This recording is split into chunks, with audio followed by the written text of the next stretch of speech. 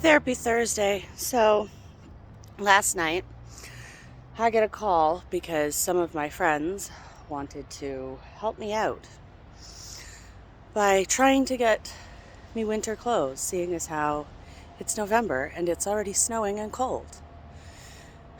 So I get a call from the police telling me to tell my friends to stop contacting my, I don't even know what to call him now, because he sure as fuck isn't my husband. He sure as fuck isn't my best friend. He sure as fuck isn't my soulmate. And he sure as fuck never was. Because all that love he turned off in an instant. In an instant. The instant that he did something horrible to me, I forgave him. Says a lot about a person. He had a place he could go. He could have gone. He could have left the house. He could have let me have my safe space. But no, instead he threw me away like garbage. And doesn't even realize that I went through hell that night. I was terrified. I wanted my family to drive me to the hospital. I wanted to sleep. I wanted to go in with a clear head so that I could tell them what was wrong with me. But instead, I got callously thrown away like garbage. That does a lot to a person. That's a lot of hurt. I've dealt with it, but he's avoiding reality and doesn't even give a shit whether I'm alive, dead, frozen, have a place to stay, nothing. I mean, I'm resilient, so absolutely I have a place to stay. There was only one person in the world who reached out a loving hand to me. That was my niece. She's the only one who stuck with me. Through thick, through thin, through everything. I appreciate her so much for that. But you know what? The responsibility of my healing should not be all on her. I'm doing my part to heal. I'm doing my part to get better. But it's kind of hard to do that when you don't have your comfort items, your home, your safe place. When your safe place has been ripped from you and given to another.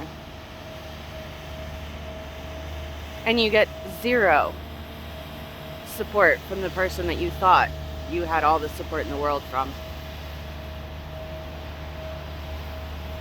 I'd like to tell my side of the story. So, let's start at the beginning. It was that morning, October 27th. I went to my husband. I woke him up early because I couldn't live with myself anymore. I couldn't live with the fact that I had taken something from him. That I had taken something to make myself feel better. That I had taken something to keep myself alive all these years. Now, after I talked about this, he asked me to get rid of my safety net. I was willing to get rid of my safety net because I loved him and because he was my everything. But it's obvious now that I was never his everything, and his forever always had a limit.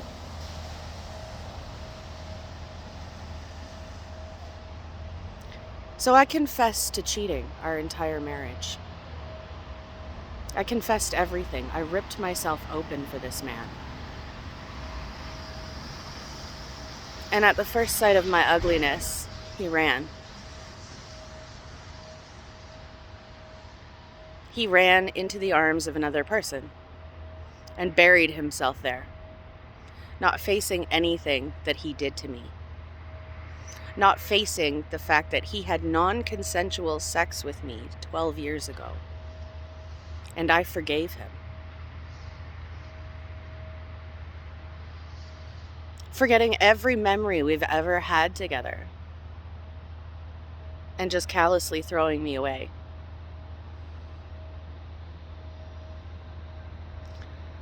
And now when I'm trying to start a new life,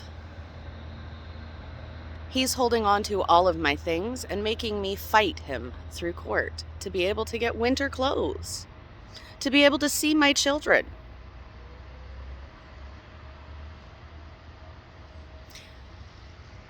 I'm doing those steps. I didn't ask any of my friends to really contact him. I don't even have a number to contact him. Apparently, he changed it. I don't know it. So, y'all, tell me this. How am I supposed to heal all alone in the world when the very hospital that was supposed to help me treated me like shit? The police station that arrested me, even though I went completely cooperatively, treated me like I was a drug addict instead of the raped woman that I was, the abused woman that I was, the broken woman that I was.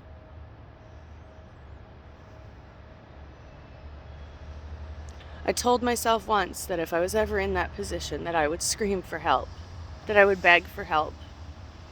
Well, in that police station, I sat for hours screaming, I don't feel safe here, please help me. I don't feel safe here, please help me.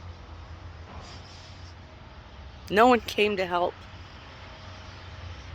And then they released me in the morning and told me this was the only place that I could make a complaint about the police behavior. So I left, walked away, checked my messages, saw a message from the man that I loved that said forever. I thought that meant I could call. I thought that meant that I could call for a ride, seeing as how I had no ID, no money. I didn't even know where I was. I didn't even know if I was close to a hospital.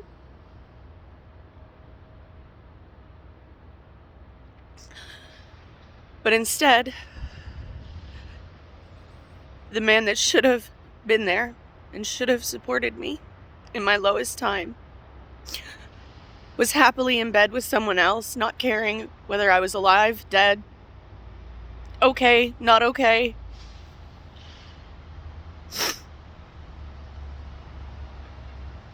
I was discarded.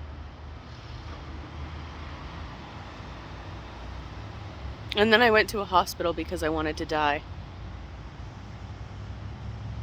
Actually, first thing I did was walk around asking for help after my phone died. No one would help. There was not a single person who would offer help. Not a single person I asked would help. So, faced with losing everything, I figured it would be better if I just wasn't here. So I went looking for a structure. Tall one. Something I could jump off of. First thing I found was a Green Pea parking lot. But there were people at the bottom. I didn't want to hurt anyone else. So I kept walking.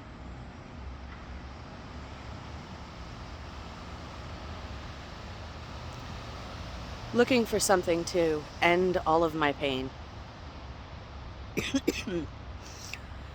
Well, what I found was a blue and white sign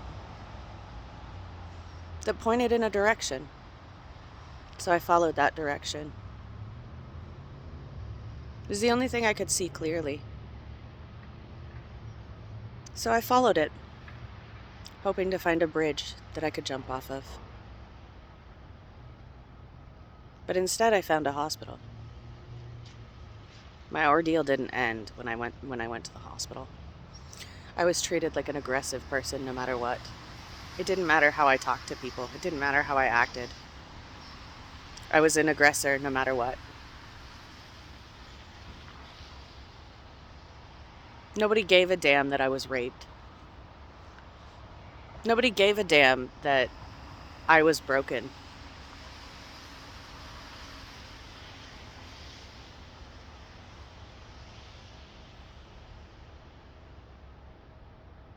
This is a hospital, people.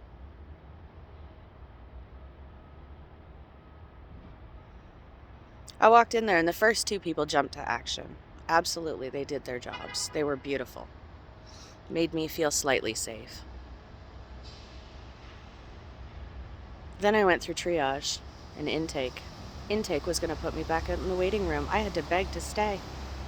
They couldn't even see that I wanted to die, that I was serious. So I begged to stay because I knew I needed help. And that help didn't come from home like it should have. Sure, because of my actions. But there's other actions that helped contribute. I mean, I had just discovered or rediscovered that my husband had non-consensual sex with me 12 years ago. So he hurt me in the worst possible way, made me question everything. Every single time that we had sex, because he was angry or upset that I didn't want to, that I never wanted to initiate. Perhaps there was a reason I didn't want to initiate. Maybe it was the fact that you had non-consensual sex with me. Maybe it was that I didn't feel safe with you. Maybe that's why I held on to my crutch. And then when I let go of my crutch, you ripped my whole world out from underneath me by raping me again, by telling me to shut up, stop talking, and I don't get to. So I threw a punch to try and end the pain. I regretted that punch immediately. I knew what I did wrong. I knew I needed to go to the hospital. I knew I needed help. But then he yelled cruel words back at me and locked me out of our house. I accidentally broke a window. And since the window was already broken, I unlocked the door and came inside. And then I noticed that my arm was bleeding and sore. So I went for the first place that I knew where there was first aid stuff, in the bathroom upstairs. But on my way up there, he yelled something cruel at me, so I yelled back. I yelled back that he was a rapist, because that's how I was feeling. I was feeling raped.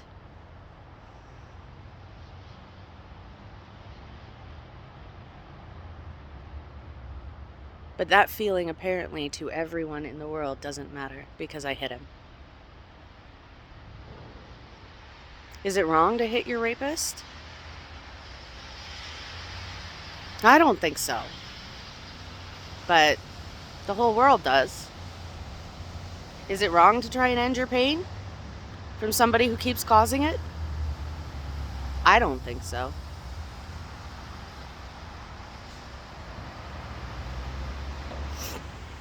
So here's my story. I went to the police station. I self-harmed in that police station. Do you know how much pain it takes to rip off a nail? I do. It really hurts. I was trying to end my pain.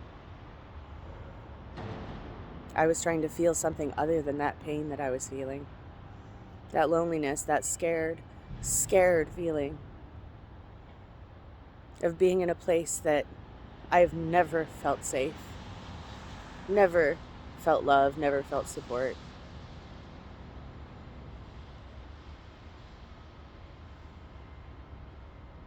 Screaming for help, never being given help, never being given an understanding hand, never being given somebody who understood what I was going through. It was pretty fucking horrible. And then I got released.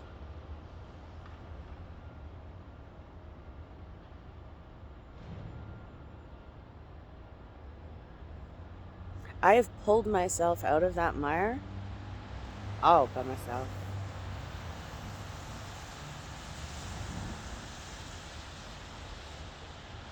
Because the supports aren't there. The people aren't there. the empathetic, caring individuals who would help aren't there.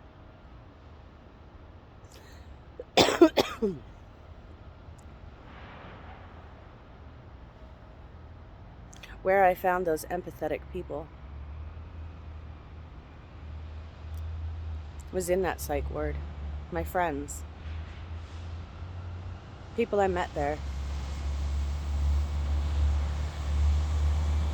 My artist friend who I'm living with at the moment. People who supported me. People who cared.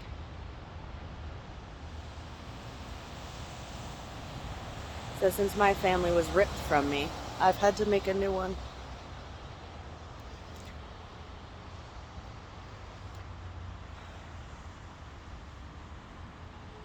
And I'll be honest, my new one is great.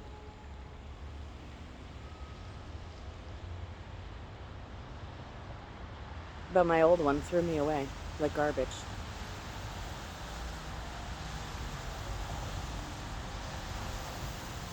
And all they care about is charging me more and seeing me in jail. Nobody gives a damn about how I feel. Nobody gives a damn that I'm alone. That I have 0 friends out here. That I have 0 supports. That I don't even have my comforts from home. Things that would help me. I can't even go back to work right now because I had a seizure due to all this trauma. Do you know how scary it is to go to bed and wake up with doctors above you telling you that you had a seizure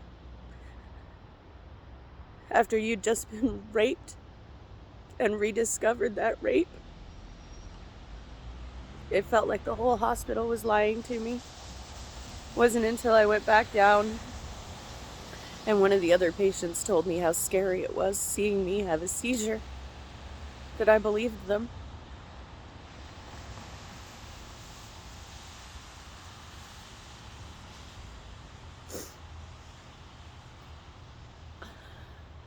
I watched that hospital treat patient after patient like shit.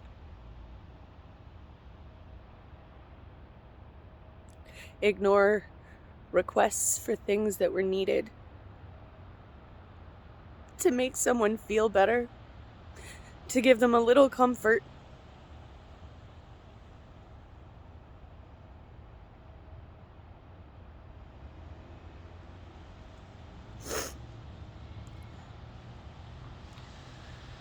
So while I face everything and my family disassociates and avoids and then blames me,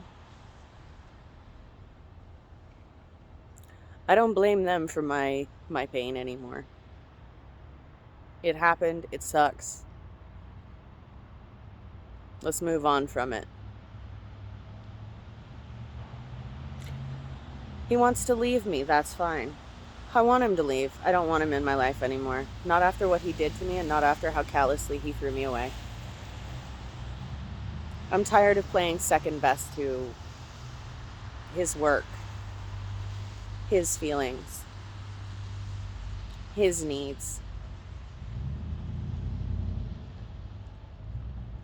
I've been asking for months for help. Asking for months, years even, for mental health help. But the wait lists are long. I've been managing my own mental health for the last 40 years. And I've done a very good job of it until now.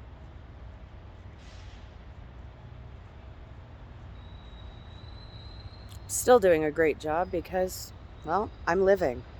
I'm still breathing. I'm still here. I ain't going anywhere.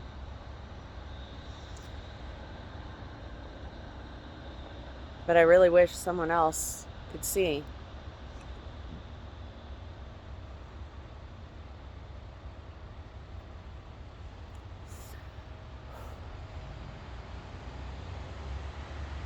That they did wrong too. That they hurt me. That a hospital that was supposed to help me actually hindered my healing far more than it helped. I felt pushed out of that hospital into a shelter that I wasn't ready for. I didn't even receive counseling for the rape. I didn't get to talk to anybody. I didn't get any help. So I've had to do it myself. To which I'm doing. I talk to people. I post stories. Post quotes about how I'm feeling. Listen to music. Go for walks. Color even. These are the things that help me work through my shit. Because I can work through it on my own. I'm one of those people that when they see a mess of tangles, I like to untangle it. Just because I can. So I'm going to keep untangling this shit. And fuck anyone else who doesn't want to fucking join me on this fun journey of untangling the trauma that I experienced as a child, as an adult.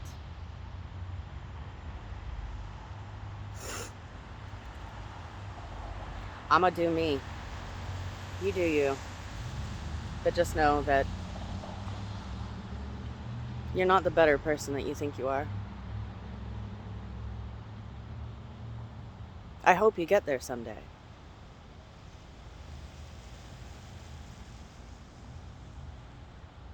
But avoidance and lack of care is another form of abuse. And you're just continuing the cycle. Therapy Thursday, y'all. Thanks for listening. Oh, Jesus, I'm losing my earbud. I'm actually pretty happy today. I have shit to do. Just little shit. I just gotta go shopping and wander around the city because that's what I do now. For my healing, I get to wander around and have some fun. So, my only advice to anyone struggling, anyone who's disassociating with your shit, lean in. Invite those things in.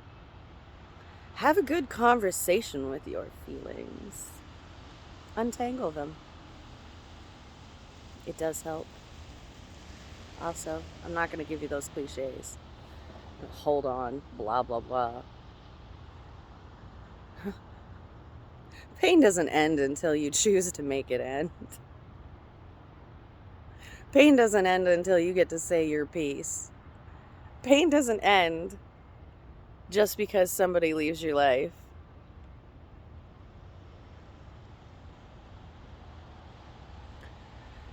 And for the fun narcissists out there, you have kids together, you can't go no contact. You have children together.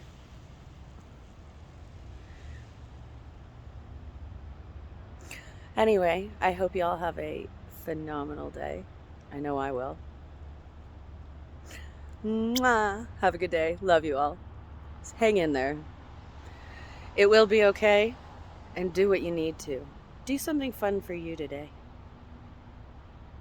Screw everybody else. Enjoy your day. Talk to you next Thursday.